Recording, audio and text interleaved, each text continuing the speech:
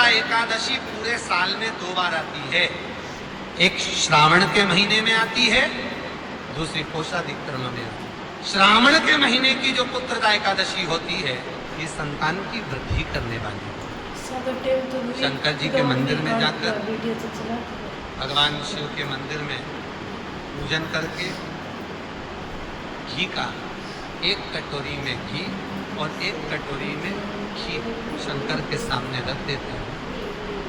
भगवान शंकर के मंदिर पर चौखट पर घी का दिया लगा देते हैं। शंकर जी की चढ़ी हुई 1 बेलपत्र साथ में रखे और 1 बेलपत्र को उठाकर शंकर जी के मंदिर की चौखट पे ही बैठकर चबा चबा कर खा लेते हैं। जो 1 बेलपत्र लेकर आए हैं वो अपने पति को खिला देते हैं। पुत्रदा एकादशी के दिन संतान की प्राप्ति। जिसके घर में कमाने वाले 2-4 हैं, पैसा तो आ रहा है, घर में टिक नहीं रहा, डॉक्टर में, पुलिस में, एक्सीडेंट आदि में, कहीं गलत जगह पर, व्यसन में अगर पैसा जा रहा है, जुए में, मांसाहार, मदिरा पान, या कहीं आया पैसा आने में कभी नहीं आ रहा, पर टिक नहीं रहा, रुक नहीं रहा। कोई मांगने आ गया, दे दिया, फिर वहां से अपने पास नहीं आ रहा, अपन कह रहे हैं भैया हमारा पैसा लौटा दो, नहीं आ रहा। तो महाराज शिव महापुराण की कथा कहती है, एकादशी के दिन गंगा के जल में मात्र 7 बेलपत्री डालकर जो नंदीश्वर भगवान अर्थात जो शंकर जी के शिवलिंग के सामने नंदी होता है, उस नंदी के चरण पर गंगा का जल चढ़ाकर बेलपत्री शिव पर समर्पित कर देता है, उसके घर में रुपया रुकना चालू हो जाता है। फिर वो गलत जगह पर नहीं जाता, गलत स्थान पर वो धन जाएगा ही नहीं। बेटा अगर व्यसन में पड़ा हुआ है, मदिरा पान में पड़ा हुआ है, मांसाहार में, जुए आदि में जा रहा है, तुम्हें लग रहा है कि मेरा बेटा गलत मार्ग पर जा रहा है, ये मित्र दोस्ती गलत हो रही है, वो सही जगह पर है।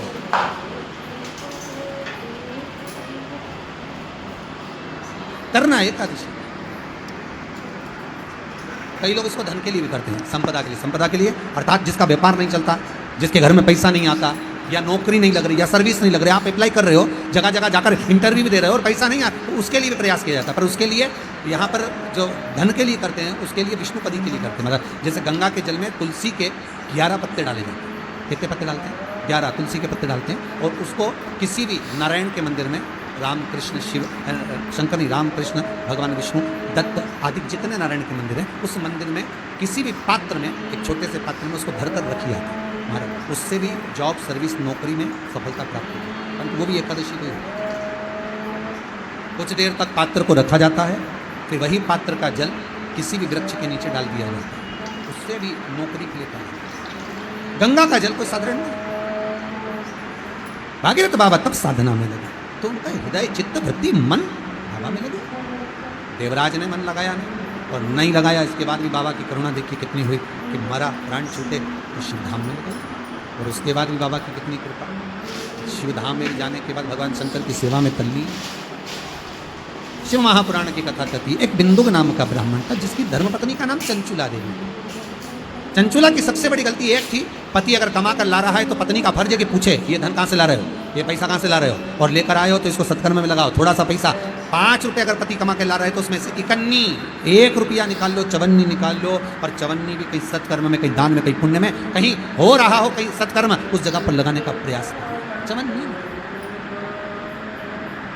कमाई का एक भाग थोड़ा सा धर्मपत्नी का फल। धर्मपत्नी कहते क्यों है? क्योंकि वो धर्म के पथ पर लेकर चले।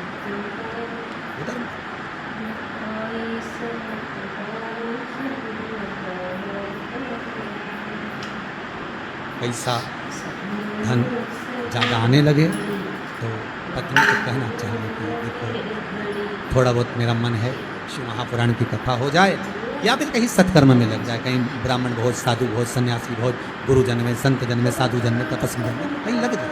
ये धर्मपत्नी, जहाँ धर्म जुड़ा हुआ।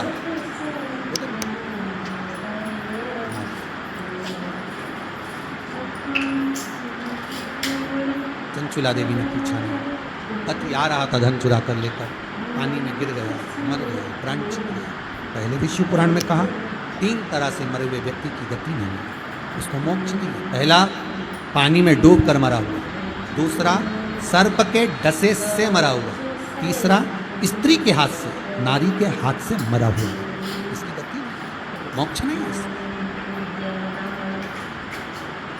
उनकी गति केवल एक है, वो शिव महापुराण की कथा। अगर कोई पानी में डूबकर मर भी गया है तो उसके परिवार का, उसके कुल का व्यक्ति अगर एक बार शंकर की कथा भले यहाँ आकर ना सुने, टीवी के सामने भी बैठकर सुन रहा है तो भी वो फल देगा, मोबाइल पर सुन रहा है तो भी वो फल देगा। एक अंश हम माताओं से निवेदन करते, बार बार कहते हैं, स्त्री के गर्भ में अगर कोई कुंवारी अवस्था का मर गया, 3 महीना, 4 महीना, 6 महीना, 8 महीना, या जन्म लेने के बाद कुंवारी अवस्था में कोई शांत हो गया हो, कोई मर गया हो, तो महाराज हम बार बार कहते हैं कि जिंदगी में एक बार शिव महापुराण की कथा का रसस्वादन अवश्य करें। जिससे क्यों? क्योंकि शिव पुराण में, अन्य पुराणों में स्पष्ट कहा गया है, कुंवारी अवस्था में मरने वाले का ना तो पिंड होता है, ना तर्पण होता है, ना तिलांजलि होती है, ना ब्राह्मण भोजन करे तो उसका भाग मिलता है, उसको उसका लाभ नहीं मिलता। भले तुम तिलांजलि करो, तर्पण करो, कुछ भी करो, उसका भाग उसको भाग कम मिलता है जब उसके परिवार का कोई व्यक्ति शिव महापुराण की कथा का रसस्वादन कर लेता है, कथा श्रवण कर लेता है। कथा सुनने के बाद उसको पिंड भी मिलने लगता है, ब्राह्मण भोज भी मिलने लगता है, उसको सारा सुख प्राप्त होता है। वो जीव की गति, यदि कोई बुद्धि से विकलांग विवेक काम नहीं करता,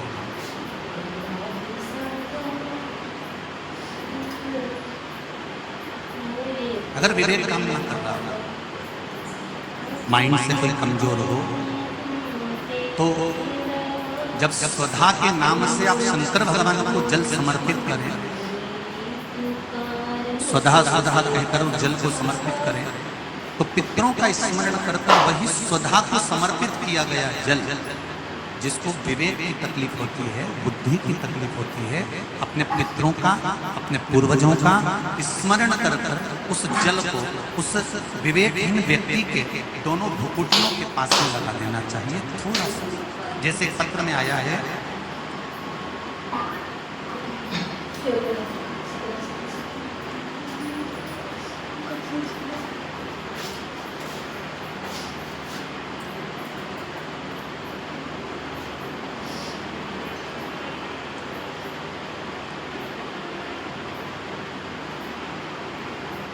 अमन मिश्रा 24 घंटे यहाँ पर सेवा दे रहे हैं। कहीं है अमन मिश्रा? आती है एक बार, दोनों हाथ लगा दे। श्री शिवाय नमस्ते। मेरी छोटी बहन मानसिक रूप से असंतुलित है।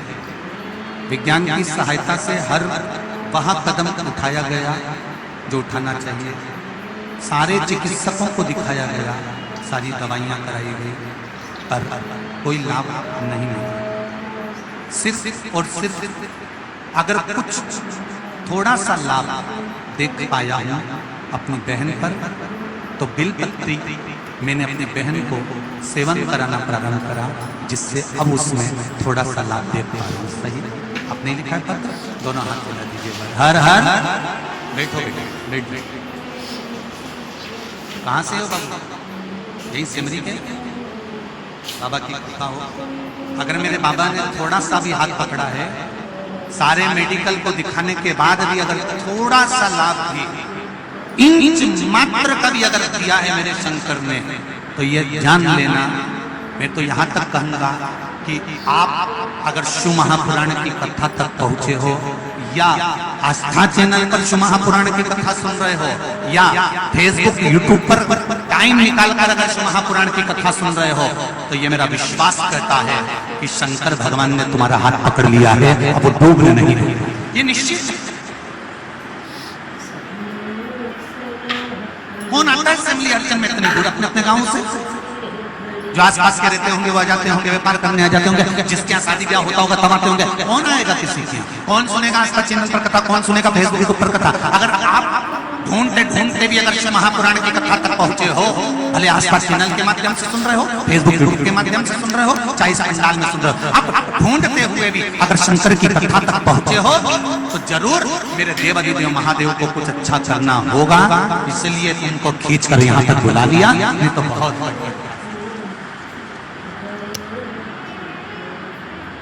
कहीं मेरे देवादिदेव महादेव को करना होगा। इंच मात्र भी अगर थोड़ा सा उसने हाथ पकड़ा है, तो वो कृपा जरूर है। वो जरूर होगा।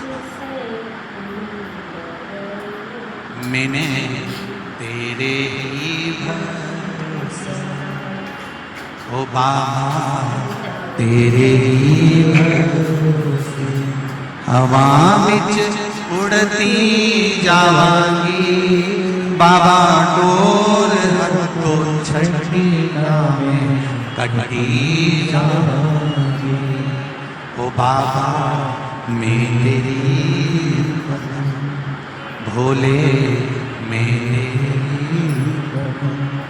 हवा विच उड़ती जावांगी, बाबा डोर हथो छठी नाम में कटी शिव ने मेरे कैलाशी अविनाशी ने अगर हाथ पकड़ा है तो वो छोड़ेगा।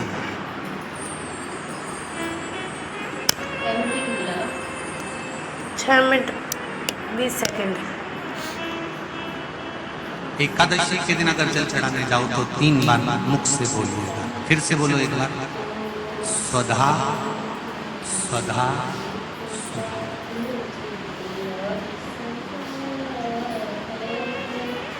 ज्यादा पितृदोष हो, ज्यादा तकलीफ चल रही हो, बहुत ज्यादा कष्ट में हो तो शिव मंदिर में बैठकर या घर के मटका परिंदा या पूजन वाली जगह पर बैठकर 12 श्लोक का सुधा स्तोत्र का पाठ भी कर सकते। ये पार्वती जी की नानी है।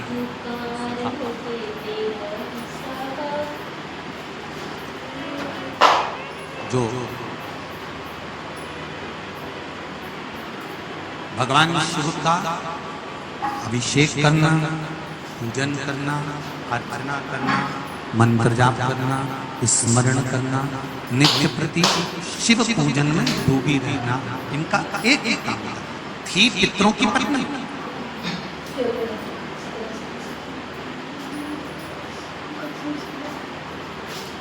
हैं, पितरों की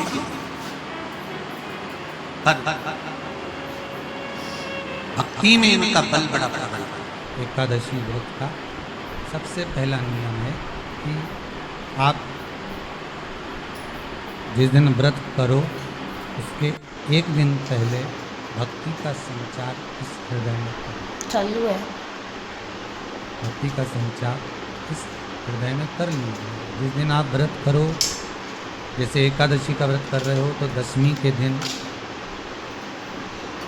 शाम का समय जब आवे, रात्रि जब होने लगे, शाम का समय आवे और रात्रि का आप जब भोजन ग्रहण करो तो उस भोजन में कोई ऐसा पदार्थ ग्रहण मत करिए जिस पदार्थ के कारण आपकी एकादशी बिगड़ जाए।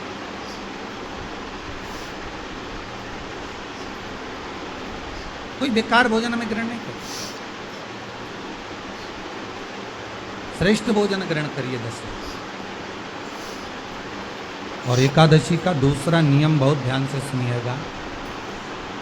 जिस दिन आपकी एकादशी का व्रत हो उस दिन प्रयास करिएगा कि अपने हाथ से किसी भी वृक्ष की कोई पत्ती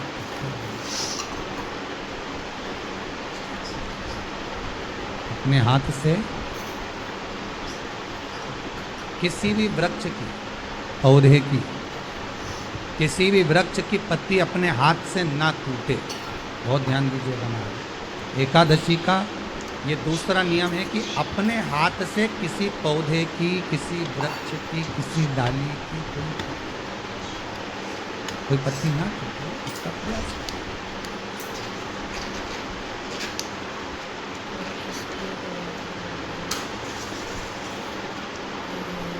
कितना सुंदर व्याख्यान कहा है, कितना सुंदर वर्णन है महाराज कि मात्र एकादशी का व्रत कर लेने पर, मात्र एकादशी का व्रत कर लेने पर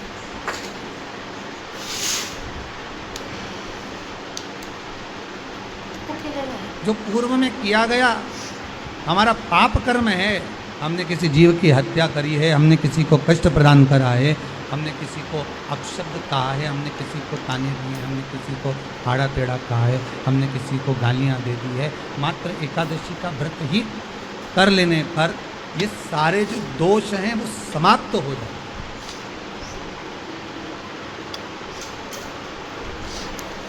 सारे दोष हमारे समाप्ति पर आ जाते।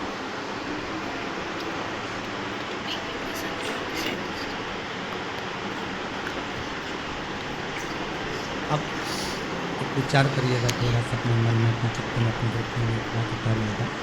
एक अपने मन में एक बात को उतार कर रखिएगा कि आप अपने पाप को, अपने पाप कर्म को जिस दिन क्षीण करने वाले हो, समाप्त करने वाले हो, अपने पाप को आप जिस दिन समाप्ति पर लेकर जा रहे हो, तो उसके एक दिन पहले आपको प्रसन्नता होना चाहिए कि नहीं होना चाहिए कि कल मेरा पाप कटने वाला है, कल मेरा पाप समाप्त होने वाला है। जो मैंने पाप कर्म करा है वो समाप्त होगा, जो मैंने पाप कर्म करा है वो कल समाप्त हो जाएगा। तो एक दिन पहले आपके चेहरे पर प्रसन्नता हो कि ना हो।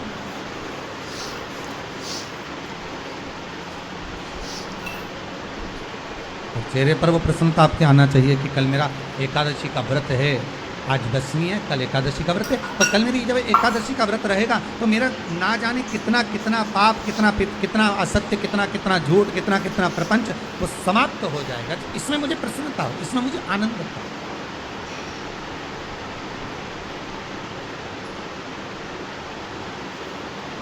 तो क्या कहा गया कि प्रयास करिएगा कि एकादशी के दिन कोई वृक्ष की, कोई डाली की, कोई कोपल की कोई पत्ती ना तोड़ी जाए।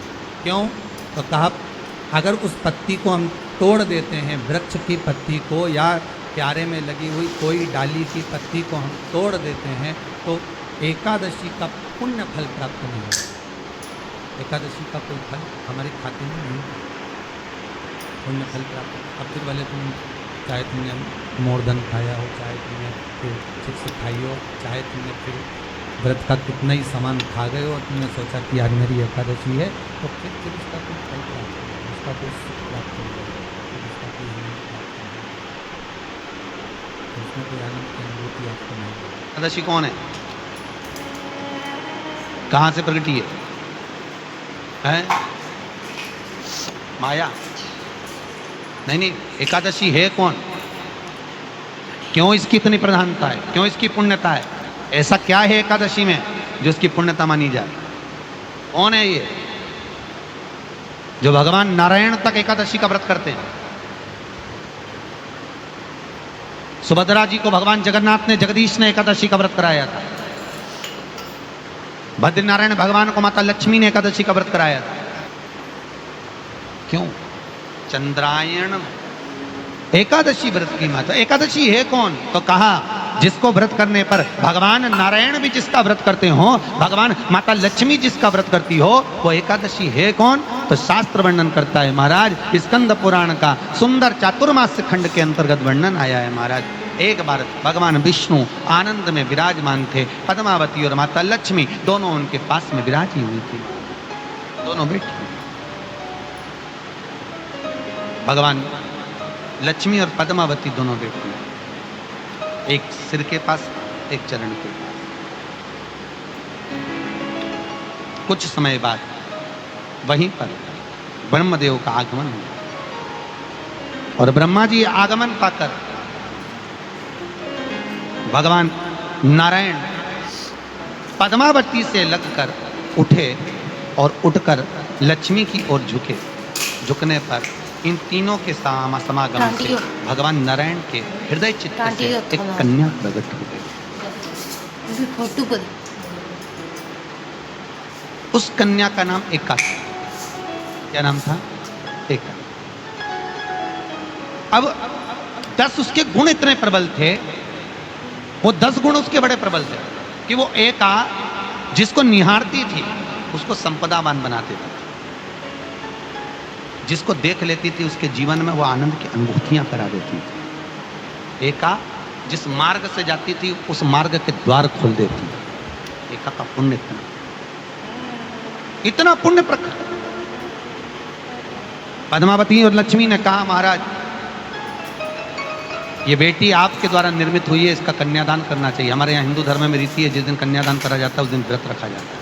अब आजकल रखते कि नहीं रखते मालूम नहीं, और कन्यादान करते समय व्रत रखा जाता है। व्रत रखा, एका का कन्यादान करना है। भगवान बोले कन्यादान करें, किसको दें? एका किसको दी? एका प्रदान किसको करी जाए? पुण्यता किसको दी जाए?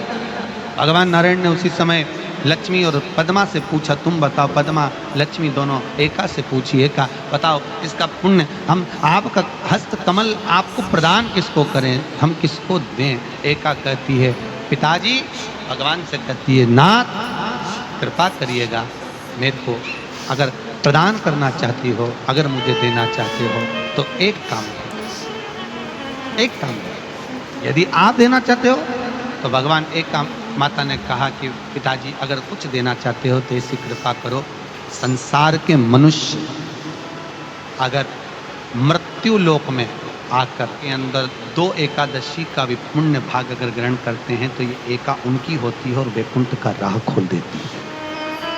इनके जाने से पहले अगर मैं प्रवेश करती हुई जाऊंगी और इनके मार्ग को सुलभ बनाती हुई जाऊंगी, वो एका 10 गुण के कारण एका